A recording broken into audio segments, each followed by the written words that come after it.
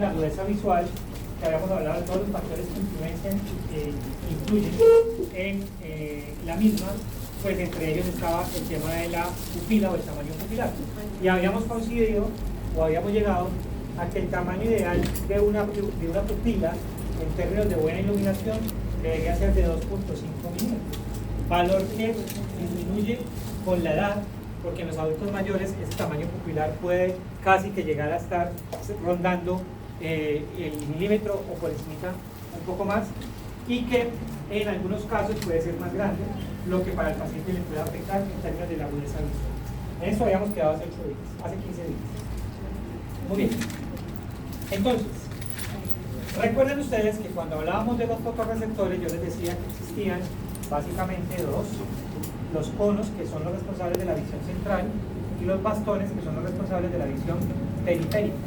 Dicho de otra manera, visión diurna y de detalle, visión nocturna grosa, o más que todo de el campo visual sin ver el detalle específico. Entonces, los fotorreceptores son responsables, principalmente los conos, de la visión fotóptica y cromática, es decir, de la condición de iluminación. En optometría y en óptica, a la visión de buena iluminación, por ejemplo la que tenemos en este momento, o a la visión del día, se le conoce como visión fotópica. Es decir, cuando hablamos de condiciones fotópicas, hablamos de luces encendidas, buena iluminación, iluminación ambiente, iluminación artificial, pero que esté en buena iluminación. Visión mesópica es penumbra, ¿cierto? Visión que no necesariamente no es oscura, pero tampoco es diurna, es decir, la que conocemos popularmente a media luz, como estábamos abajo en la clínica hace 8 días, que apagábamos la mitad de un lado y dejábamos encendida la otra mitad. Y la visión escotópica hace referencia a la visión, ahí sí, oscuridad, ¿cierto? En condiciones escotópicas es de baja iluminación o poca iluminación. En ese orden de ideas, en la visión fotópica, los responsables son los conos, en la mesópica trabajan los dos, y en la escotópica los bastones, ¿cierto? Que como ya habíamos hablado también en alguna oportunidad, parvo y magnocelular son las vías que se utilizan en la retina para ese punto de análisis a nivel cerebral. Otros factores que influyen en la agudeza visual es la motricidad ocular. Esto ya lo hemos hablado con mucha anticipación. No es lo mismo si mis ojos están en posición alineada a todos, así hay uno que está en condiciones de no alineación. ¿Esto qué lleva? A que el cerebro capte la imagen del que está fijando y del que no lo suprima, lo que lleva a la famosa ambliopía, o que también todos conocemos como popularmente ojo perezoso. Esta imagen me sirve para explicarles un poquito acerca de lo que estamos hablando aquí con el cover test. ¿Yo qué hago en el cover test? Mire, yo en el cover test tapo un ojo. Inmediatamente el ojo que quede descubierto fija, que se puede hacer en visión lejana o en visión propia. Cuando mi paciente tiene buenas reservas de convergencia y de divergencia, cuando yo desocluya este ojo va a ir y queda centrado con este. Cuando queda centrado, primero se le conocería esto como una endotropia, porque el ojo vino ¿de dónde? De adentro hacia afuera. No se vayan a confundir, es que estaba para allá, entonces una exo, no. Es de donde viene. ¿De dónde venía? De adentro. Cuando yo desocluí, el ojo se fue hacia el centro, y eso sería una endo, ¿cierto? Y foria cuando recupera. Si yo cuando desocluya, el ojo sigue ahí, ya sería una tropia y sería una endotropia. Esa es la diferencia entre endoforia y endotropia. Foria recupera, tropia se queda ahí, ¿cierto? ¿Por qué se queda ahí? Por muchas razones. La primera, las reservas no alcanzaron a compensar eso, entonces no alcanzaron a que el ojo se colocara en la posición primaria de mirar. La segunda, que este ojo definitivamente no fija, no ve, y desde muy tiempo atrás no aprendió a ver, entonces el cerebro ya no lo usa. ¿Que esto puede ser adquirido? Sí. Por ejemplo, si ella tiene un defecto refractivo muy alto en un ojo, supongan ustedes, tengo más 5, y en este es neutro, y este ojo todo el tiempo ve, y este más 5, como no ve bien, el cerebro no lo empieza a usar, con el tiempo, con la edad, el cerebro al no usar, lo que pasa con ese ojo, se va, se desvía, Y eso es lo que hay que evitar con los pacientes. Entonces, cuando uno dice a los pacientes, vea, Juanito, colóquese toda su fórmula, colóquesela full, porque vamos a obligar a que ese ojo, así tenga un +5, trabaje. Cuando yo lo obligo a que trabaje, va a fijar y no va a pasar.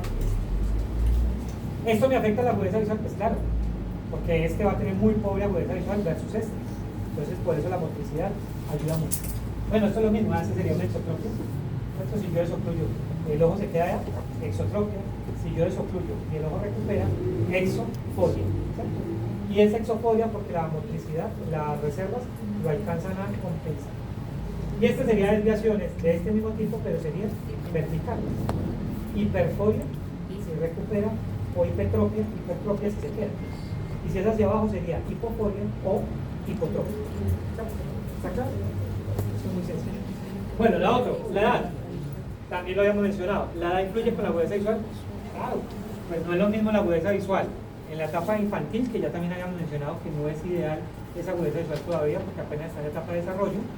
No es la misma la agudeza visual en la adolescencia, que es donde alcanza su máximo nivel de desarrollo, ni tampoco es lo mismo la agudeza visual en la etapa del adulto mayor, que por la presbicie, que por las cataratas, que por el tamaño de la pupila, que por la caída del párpado y por los daños en retina, esa agudeza visual se afecta. Y las enfermedades oculares, pues hace referencia al tema de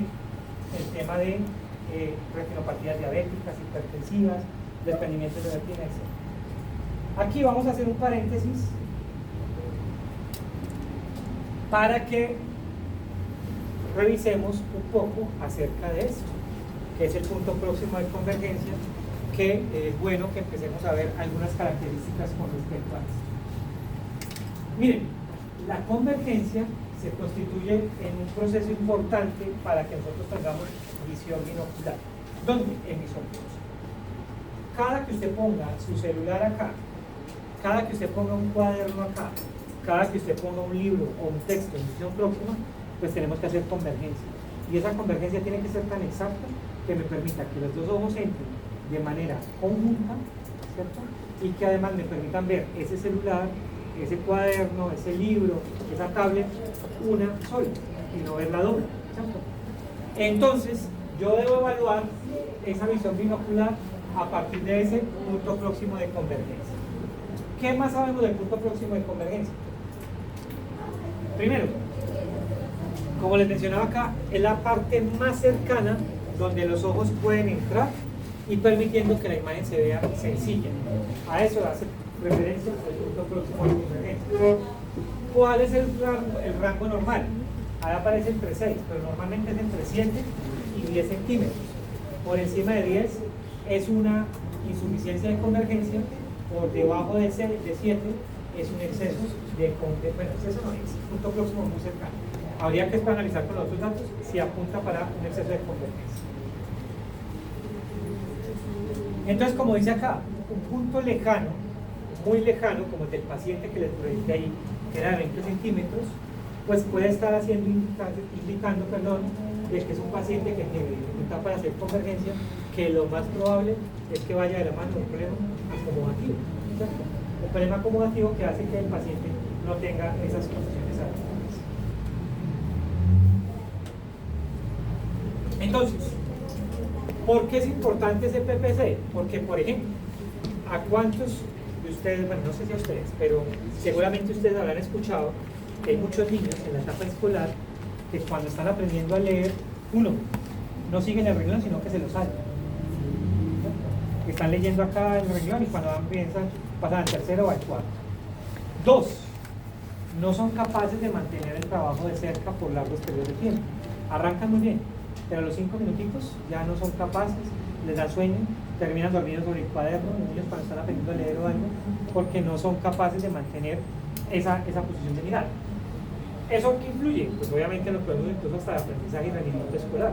Hay niños que se empiezan a tener esa dificultad que terminan generando déficit de atención, y ese déficit de atención le provoca que el niño se pare, hable con el compañerito, entonces de la escuela o el colegio lo mandan a la profesora, a la mamá, a decirle, vea, es que nadie lo aguanta, el niño pasa por psicoterapeuta, por todo el mundo, porque es un niño con problemas, y resulta que el problema de él está originado en que no es capaz de mantener la concentración acá. Entonces cuando les toca hacer dictado, cuando les toca hacer lectura, pues el niño no es capaz. Entonces, ¿qué hacen? Se desconcentra, más bien prefiere molestar al compañero de al lado. ¿Sí? Y ahí lo que hace es que obviamente influye mucho sobre su rendimiento académico. ¿Qué puede generar un PPC alterado? Asterómetro. Una fatiga constante, que era lo que le pasaba al paciente anterior, 20 centímetros es muy lejos. Eso explica por qué, por ejemplo, el paciente tenía astenopia, ¿cierto? El sueño, el dolor de cabeza, la fatiga, etc. Directamente el rendimiento académico, pues como les explicaba aquí, y el laboral, pues es un maduro.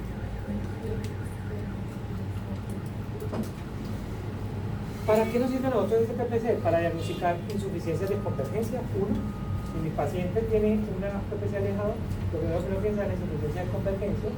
Otras disfunciones, alteraciones acomodativas y motoras que nos pueden hacer pensar o sospechar de que mi paciente tiene alguna alteración desde el punto de vista acomodativo, y otros síntomas asociados como el dolor de cabeza, el sueño, el cansancio, la fatiga, etc. Yo puedo favorecer a que un paciente mejore ese punto próximo de convergencia con terapias caseras o con ejercicios caseros. No sé si a ustedes les ha tocado que en consulta les diga, mire, coja un sticker con una huellita y empiece a acercar hasta que lo vea nítido, luego levante la mirada y vea el frente y repita ese procedimiento. Esos son ejercicios caseros que uno les puede hacer para fortalecer ese movimiento muscular y hacer que esos pacientes puedan lograr tener una agudeza, un punto próximo de convergencia de manera adecuada. Ya en consulta, en terapia visual, con prismas o con, no sé si ustedes lo han visto por ahí, hay unos niños que les colocan el cordón de Bruch, que es un cordón con unas chaquiritas. ¿Lo han visto? En un cordón se colocan esas chaquiras, ya que le colocan para el cabello, se llaman chaquiras. Bueno, esos accesorios chiquitos de colores le colocan 3. Cuando uno se pone acá y ve la de acá, las dos de acá se ven dobles. Cuando yo empiezo a fijar la que está en el extremo, las dos cercanas se ven dobles. Pero la idea es que cada vez el niño pueda ver la chaqueta más cercana, verla cada vez más cerca a la nariz. Ahí que estoy fortaleciendo yo la convergencia. Es lo mismo que yo digo, vea, coja ese sticker y acérquelo hasta que lo vea sin que se vea doble, ¿no? Hasta que se vea nítido. Entonces esos ejercicios se pueden mandar a hacer para que el paciente mejore sus condiciones. Mañana, niños, mañana en práctica vamos a hacer el PPC de todos y cada uno de nosotros, ¿cierto? Eso es muy sencillo. Yo les voy a mandar para que lo empiecen a imprimir desde ya, no lo necesitan para mañana, pero les voy a mandar las plantillas para hacer los cubos de acomodación, que son para hacer esas reglitas, esos palitos que se colocan en la regla de Krinsky, en esa regla ahí, para medir tanto el PPC como el push-up y el push-down, que son técnicas de amplitud acomodativa que nosotros hacemos para evaluar el PPC o la acomodación, ¿cierto? Y también para evaluar el minute length, bueno, las test acomodativos en general. Muchachos, ¿qué vamos a hacer para la próxima clase? En los grupos de trabajo que están haciendo, los mismos de glosario, los mismos de caso clínico, van a hacer un podcast sobre sensibilidad. Podcast. Eso es muy sencillo, se busca la información y hoy hay herramientas digitales de inteligencia artificial que usted simplemente con el texto hasta le pone las voces y todo lo demás. Lo ideal sería que lo hagan ustedes. El podcast básicamente es una grabación de voz, lo pueden hacer a video podcast también se puede hacer tipo como noticiero o algo, pero que hable sobre sensibilidad y contraste.